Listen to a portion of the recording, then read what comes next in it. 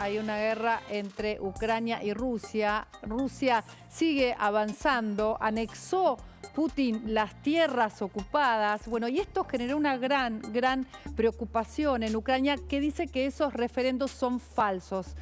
Vamos ahora a ver unas imágenes. 7 months after invading Ukraine.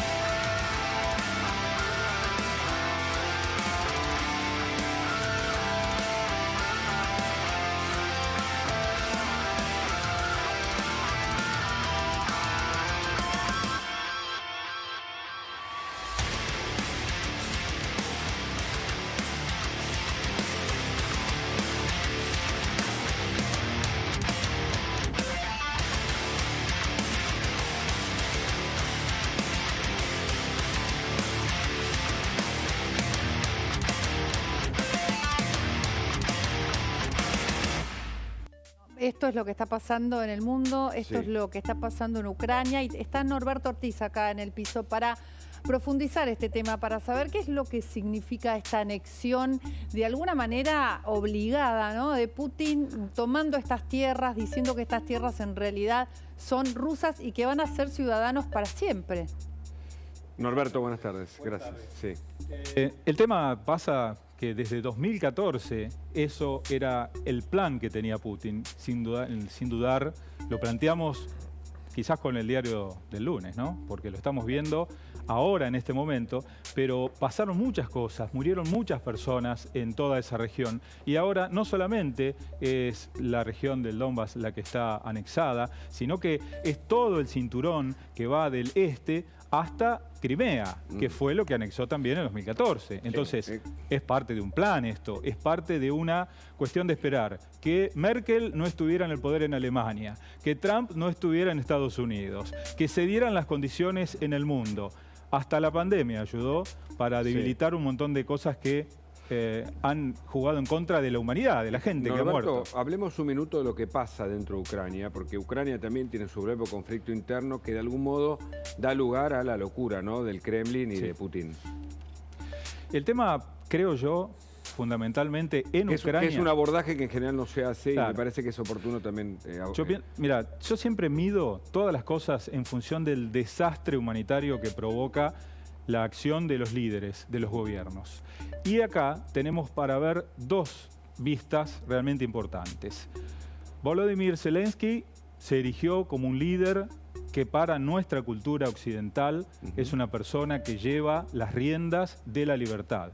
¿A qué costo? Me pregunto yo, obviamente, porque esa es una de las cuestiones que más irrita a Vladimir Putin del otro lado, que quiere líderes sumisos, como Bielorrusia, por ejemplo.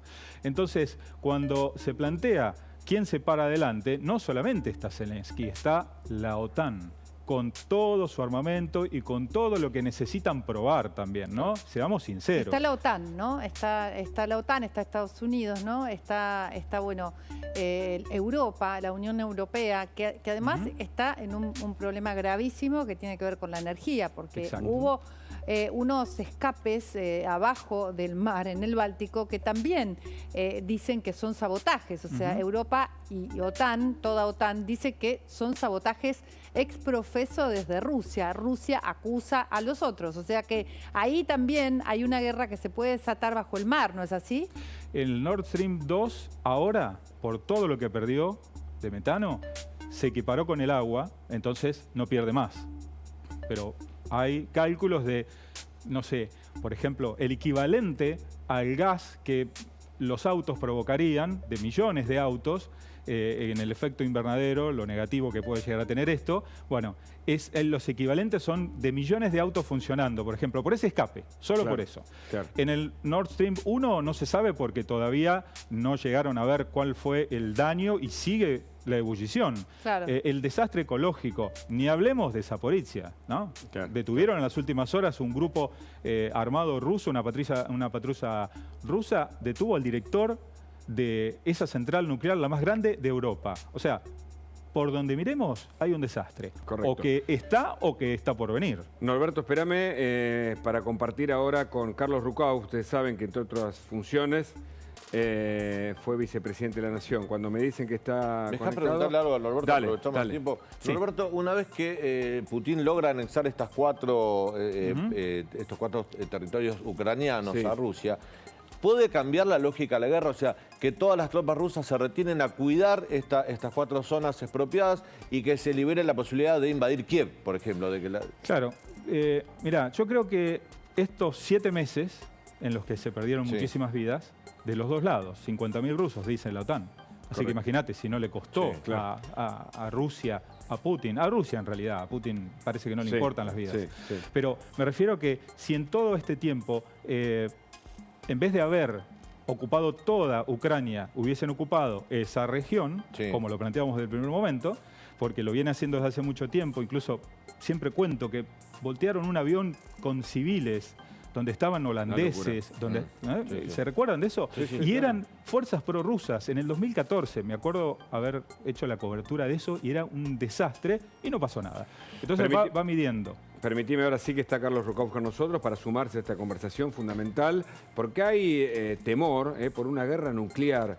No hemos tenido una guerra nuclear, o por lo menos no lo recordamos, de esta magnitud de lo que se puede producir si finalmente la locura del Kremlin, en cabeza de Putin, lo decide hacer. Carlos, le agradezco el contacto. ¿Cómo le va? Buenas tardes. ¿Qué tal? Buenas tardes. Bueno, tiene un panel tan bueno que yo casi estoy de más. No hay... Al contrario, yo menciono que su mirada sobre este tema, porque usted fue canciller, es muy específica y tiene un valioso aporte. ¿Estamos frente al temor de una guerra nuclear, un ataque nuclear por parte de Rusia? Sí, realmente sí, lamentablemente sí. Yo hoy al mediodía con unas señoras le decía que era momento de rezarle a la Virgen de Vladimir.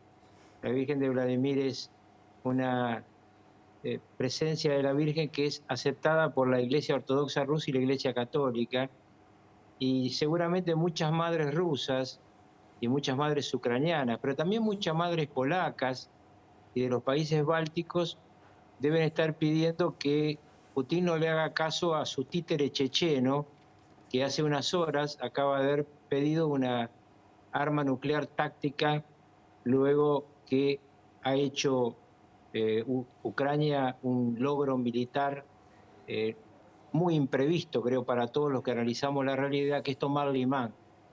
Limán es un nudo de transporte muy clave entre Donetsk y Lugansk, es decir, 2 de los territorios que ha tomado ahora bajo su protección el nuevo zar ruso.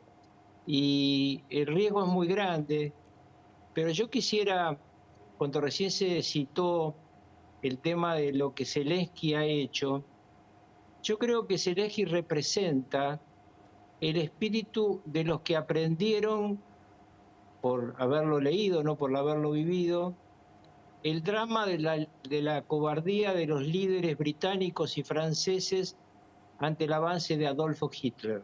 Ajá. En ese momento se pensó, se los recibió después que firmaron en Múnich, en la entrega de Checoslovaquia, se los recibió como héroes porque habían salvado la paz. Y Churchill dijo con un muy buen criterio, han perdido la dignidad y tampoco van a salvar la paz. Contra los dictadores expansivos que le importa nada a su pueblo, porque no solamente han muerto decenas de miles de rusos, como bien acaban de explicar, sino que además pensar en un arma nuclear táctica significa matar también centenares de miles de rusos. Claro. Porque obviamente, pese a lo que dijo Medvedev, otro títere expresidente ruso, actual vicepresidente de Putin, que Occidente no iba a reaccionar. Occidente ante un ataque nuclear va a reaccionar y esto sería dramático, ¿no?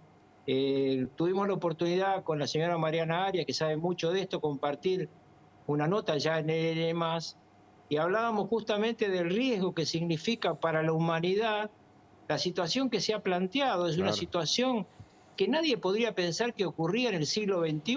Ahora, entonces, sí. No, Carlos, justamente eso que usted decía, que estuvimos conversando, tiene que ver con que esta anexión de estos territorios, digamos, es como la forma de que si de alguna manera Ucrania o la OTAN va en contra de esos territorios o avanza sobre esos territorios, ahí tienen la excusa perfecta para arrancar con una guerra nuclear, para empezar estas armas tácticas, para empezar a usar estas armas tácticas, por lo que dijo Medvedev, que usted acaba de mencionar. Sí, lo que pasa es que también hablábamos ayer que es prácticamente imposible que la OTAN permita la incorporación de Ucrania a su territorio o a su alianza militar, por dos razones. La primera y la más importante es que se necesita unanimidad. Y obviamente ni Hungría, que tiene muchas simpatías con Putin, ni Turquía, por razones muy distintas, que sería largo explicar, que es la cantidad de conflictos que Turquía tiene alrededor. Turquía tiene una muy buena relación con Putin y además les vende los mejores drones a Ucrania, ¿no? Digo, todo es muy complicado. Ahí está en medio de Armenia, claro, está para ver cómo juegan, Nagorno-Karabaj, hay un conflicto mucho más complejo, pero no va a entrar Ucrania a la OTAN. En consecuencia, la excusa Putin no la va a tener. Claro. Lo que están diciendo los chechenos es que ante el avance ucraniano tiene que responder con armas nucleares tácticas. Yo le explicaba hace un rato a un colega de ustedes por radio, para simplificárselo al público.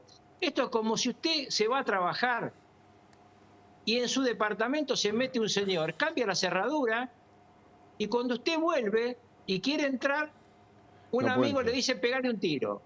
Porque de esto se trata. Putin se robó, como bien recién se describía, en 2014 una parte de Ucrania, el mundo se quedó quieto y ahora aprovecha y toma el resto de lo que necesita para comunicarse con el Mar Negro, con Sebastopol, con Odessa, con los únicos puertos que no se congelan en invierno. Esas son, digamos, estas regiones que hacen como una ruta hacia Crimea que va hacia Rusia, ¿no? Claro. Lo que quiere justamente es unir toda esa parte para poder utilizarla. Claro, antes él podía llegar, pero por un corredor muy angosto para llegar, obviamente, a Sebastopol. Usted sabe que los jerarcas del Kremlin suelen decir que Sebastopol en realidad era rusa. Claro. Hay que ser caraduras, porque en el momento que ellos invaden, en 2014, estaban alquilando. Ellos alquilaban el puerto de Sebastopol a Ucrania. Entonces, en el ejemplo de Cien del ladrón, es como si su inquilino se queda con el departamento, cambia la llave y no le paga el alquiler y lo quiere dejar entrar. Permítame que sume, porque Norberto acá sentía también, él es periodista especializado en estos temas, justamente para sumar, yo le quiero preguntar para después a usted sobre el real riesgo de una guerra nuclear. Pero Norberto, asentías lo que decía Rukauf. Contanos. Exactamente, un gusto, Carlos. Hay cosas que obviamente van pasando y a veces tenemos que verlo mucho más macro en el tiempo, ¿no? Una línea de tiempo bastante más grande. El tema de la anexión y llegar hasta Odessa incluso también pone peligro hasta otras naciones que están más, digamos, claro, Moldavia, por ejemplo, que está ahí y que en definitiva forman parte de lo que no tiene Rusia. Rusia tiene mucha capacidad de generar muchas cosas, pero no tiene puertos. No puede hacerlos por el norte, no los puede hacer, digamos, por precisamente donde está el Nord Stream. Claro. Los tiene que hacer por otro lado. Y por eso es tan importante Turquía en esto, porque el Bósforo es un lugar donde les puede permitir o no a Rusia, le puede complicar la vida o no a Rusia. Del mismo modo que China también los favorece con su abstención en un montón de cosas y seguir comprándole los productos. China se compró toda la existencia de los productos de los commodities de Ucrania y de la parte de Rusia. En su momento, antes de la guerra, aprovechó. Se matan, entre comillas, como dicen en el barrio, Estados Unidos y Rusia. China sigue favorecida. Entonces yo veo que tanto Turquía como China son importantes, que están en las sombras. Esta es la pregunta, Norberto, y se la podemos extender a Carlos Rucauf también. Si Estados Unidos toma una posición más activa, una posición mucho más participativa de guerra, enviando tropas, por ejemplo, ¿activa automáticamente las fuerzas militares chinas? Porque vos me decís, si se mete Estados Unidos con Rusia, China se ve favorecido. ¿Pero por qué? Porque en teoría China también se metería con su aliado, que es Rusia. No, pero aclaremos para no alarmar a la gente. Sí. Ningún país de la OTAN va a mandar oficialmente tropas, de ninguna manera. Y por otra parte... no, pero estamos hablando si hay utilización de armamento nuclear, Carlos, que ahí se podría cambiar el escenario. Bueno, pero ahí pasamos a un escenario que requiere de muchos pasos previos. Primero, expliquémoslos a la gente, porque a veces sobre esto se sabe poco, que las armas nucleares, con excepción de los misiles intercontinentales, no están cargadas. ¿Qué quiere decir con esto? Que los aviones, que todas las fuerzas de despliegue táctico y estratégico de las potencias vuelan con bombas con capacidad nuclear, como la que tiró hace poco Rusia en una región de Ucrania, pero no están cargadas, las cargas nucleares están en depósitos, y cualquiera que mueva de las potencias de los depósitos a los aviones, inmediatamente las otras potencias por satélite lo ven. En consecuencia, no es tan sencillo pasar, afortunadamente, a un plan B. Pero acá yo creo que el tema China es un tema que vale la pena analizarlo. Sí. China, también lo hablábamos con la señora Mariana Arias, China hasta ahora estaba tranquila porque era, como diría el arte de la guerra, el enfrentamiento de sus dos enemigos históricos, Estados Unidos y Rusia, porque Rusia siempre fue enemigo de China. Pero en esto viene ganando, porque además de haber comprado, como bien se acaba de explicar, todas las commodities que hoy recibe de Rusia, por ejemplo el gas por el gasoducto del Poder de Siberia 1 y el Poder de Siberia 2, que está a punto de comenzar a funcionar, las paga con precio viejo. Es decir, la paga al 25% del precio hoy del gas. Pero eso no significa que le convenga de ninguna manera a China, como a ninguno de nosotros, un conflicto nuclear, porque en un conflicto nuclear se sabe cómo empieza, nunca se sabe cómo termina. Yo creo que en algún momento China va a intervenir para morigerar a su perro de presa, porque en realidad Putin es un personaje menor, aunque él se cree el zar de las Rusias, es un personaje menor en el tablero mundial, porque Rusia es un país con muchas armas nucleares, pero con poca capacidad de competir hoy en el mundo. La tuvo cuando era la Unión Soviética. Ahora la competencia económica es entre Estados Unidos y China. Interesantísimo escucharlo como siempre, Carlos. Le agradezco el contacto. Interesantísimo esto último. Rusia tiene menos poder del que cree tener, pero aún así sigue siendo muy, muy peligroso. Le dejo un abrazo. Al contrario, un abrazo para todos ustedes y muy interesante el programa que hacen. Muchas gracias, muy gentil. Bueno, y seguimos con el tema Brasil. Elecciones en Brasil. Mirá lo que está pasando ahora, dale.